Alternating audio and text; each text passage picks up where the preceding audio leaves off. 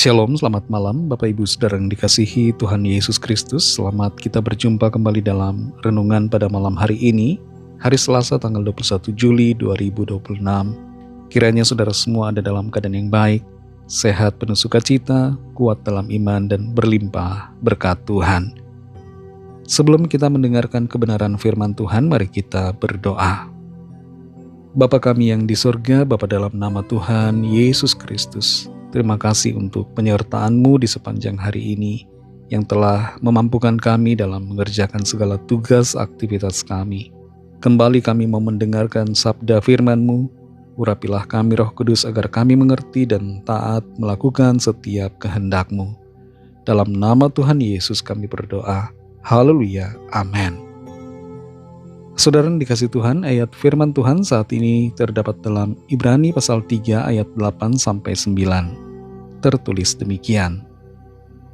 Janganlah keraskan hatimu seperti dalam kegeraman pada waktu pencobaan di padang gurun, di mana nenek moyangmu mencobai aku dengan jalan menguji aku, sekalipun mereka melihat perbuatan-perbuatanku 40 tahun lamanya.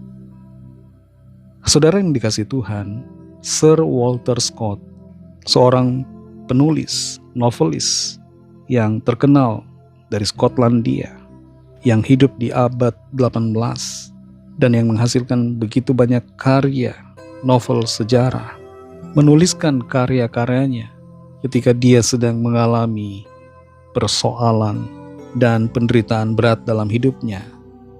Sekalipun persoalan demi persoalan yang berat itu terjadi, Sir Walter Scott tidak menyerah, tapi memilih untuk terus menulis, untuk mengatasi segala persoalan finansial dan persoalan lainnya dalam hidupnya.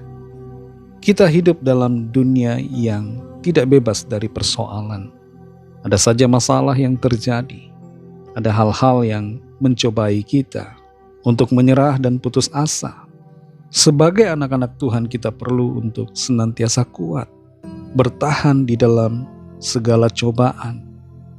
Dalam Ibrani 3 ayat 8-9 ini tertulis, janganlah keraskan hatimu seperti dalam kegeraman pada waktu pencobaan di padang gurun, di mana nenek moyangmu mencobai aku dengan jalan menguji aku, sekalipun mereka melihat perbuatan-perbuatanku 40 tahun lamanya.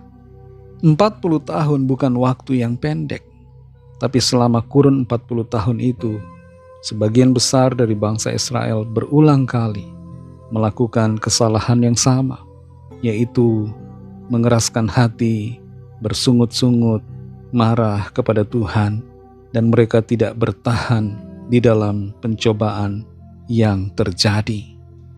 Ada dua tempat di dalam proses perjalanan di padang gurun yang menjadi tempat di mana mereka bersungut-sungut, yaitu Massa dan Meriba.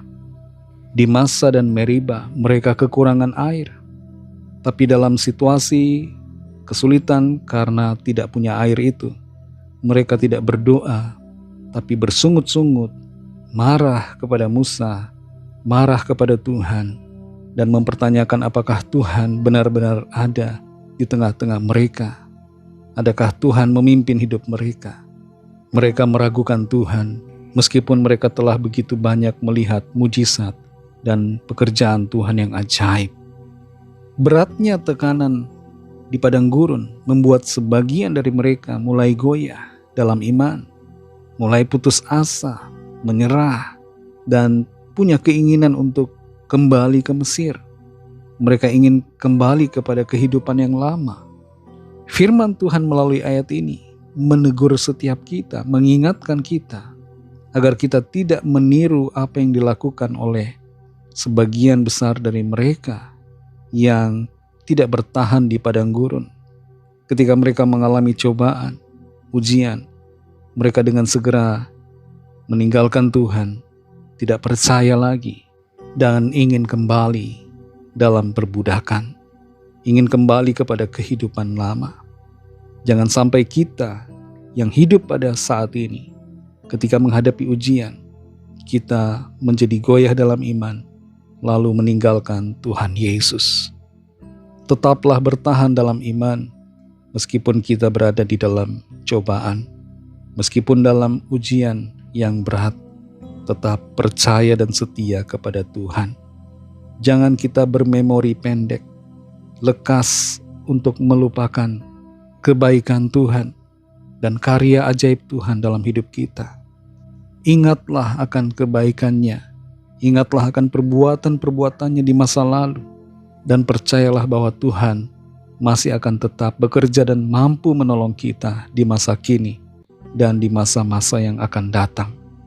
Tetaplah bertahan dalam iman dan setialah selalu kepada Tuhan. Mari kita berdoa.